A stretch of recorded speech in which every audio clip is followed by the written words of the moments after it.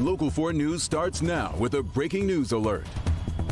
We've made a lot of progress, but we have more to do. My team, as we speak right here in Hart Plaza, they're back working. They're going to work through midnight. They're going to work all day and all night for the next 48 hours. They're sleeping in the company headquarters to get this done.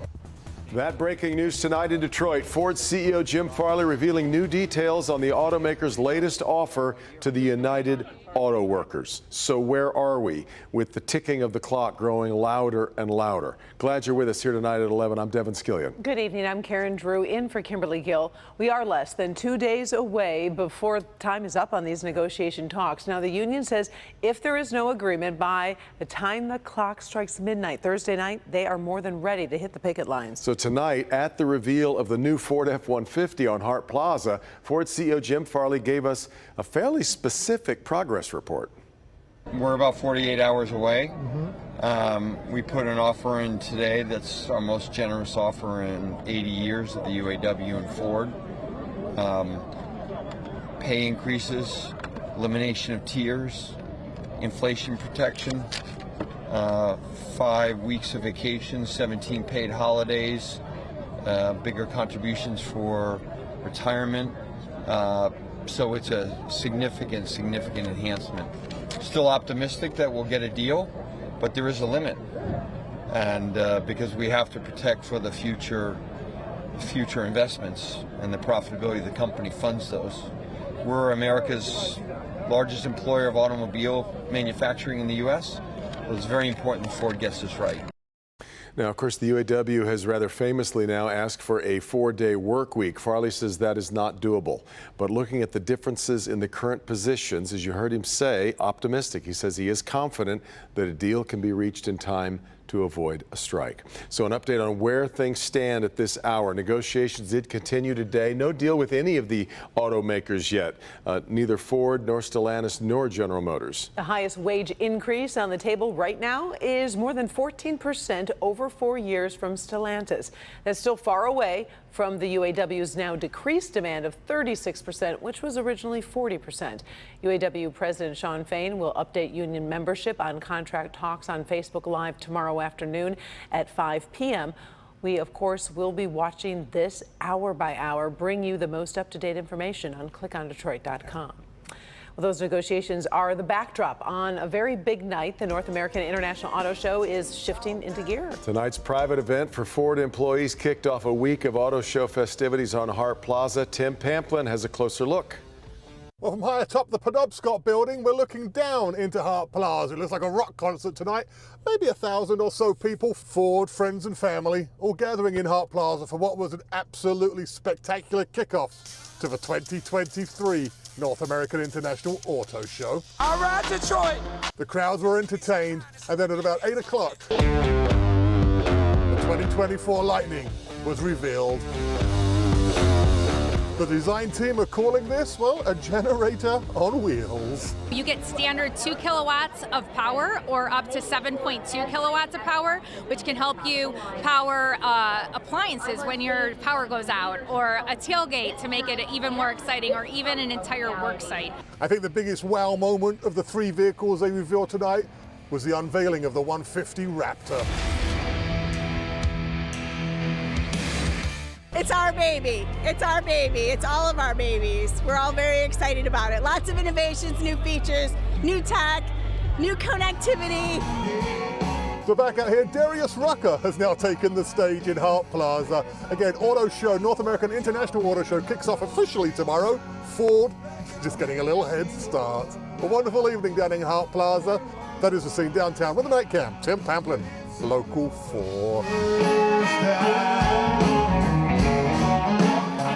That's getting things started for the big Yeah. show, isn't it? Join us tomorrow morning on Local 4 Plus, live coverage from the Detroit Auto Show. Christy McDonald will have the big reveals from the big 3, live interviews, special coverage from Huntington Place. It starts tomorrow morning at 9.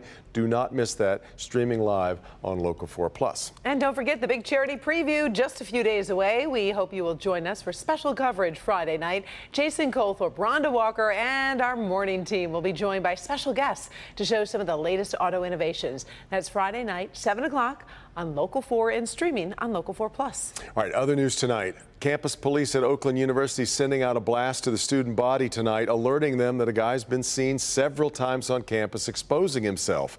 As Mara McDonald shows us, police are telling students to stay away from a man in a dark-colored Chevy Equinox. You know, campus police actually got a still pic of his SUV, which was parked up here near the soccer fields. And his MO is something like this. You know, he says, hey, can you help me with some directions? I mean, it's like concerning, but I guess, like, what can you do? OU police alerting the student body to be on the lookout tonight.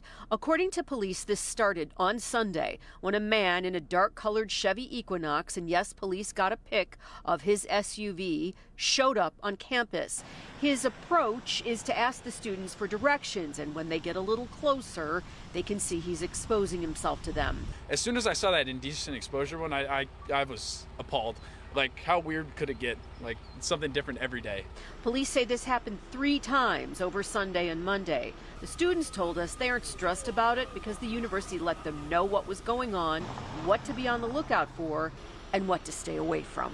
But you feel safe here. Yeah, they are alerting, the school is alerting us via emails, and they are so we are getting alert because the school informed us.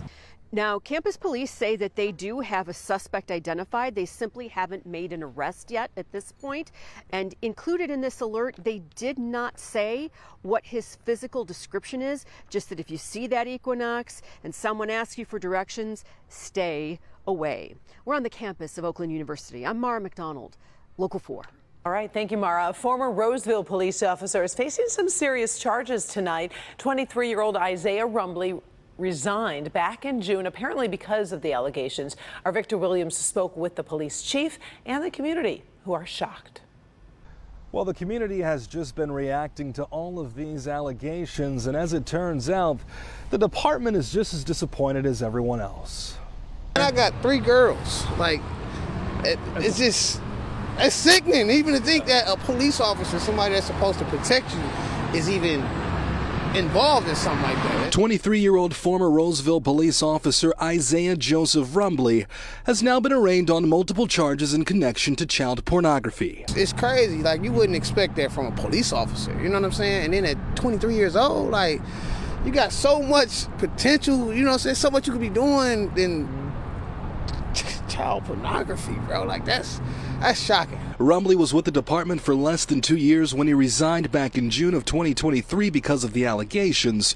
Chief Mitchell Berlin was his boss, who never saw any of this coming. Never expected it. Did not have any discipline problems at the department until this. Prior to him leaving the department, a special investigation was launched in December of 2022, with state troopers looking into the possibility of Rumbley allegedly committing these crimes. And in February of 2023, that's when a search warrant was executed at his home, leading to evidence that would evolve into charges down the line. We don't tolerate it. We moved quickly so we could separate from the officer. Rumbley is now facing counts of using a computer to commit a crime and being in possession of child sexually abusive material. He was given a cash bond in the amount of $5,000, but we're told more charges could potentially be on the way. Very disappointing at any police officer. I mean, because it's like you are supposed to protect people, and then if you're the person that's out here hurting people, then that makes people scared to go to the police. I hope that, he gets what is coming to him in regards to serving time if this is what he's done. And Chief Berlin here is stressing that this is not at all a reflection of the police department here in Roseville whatsoever.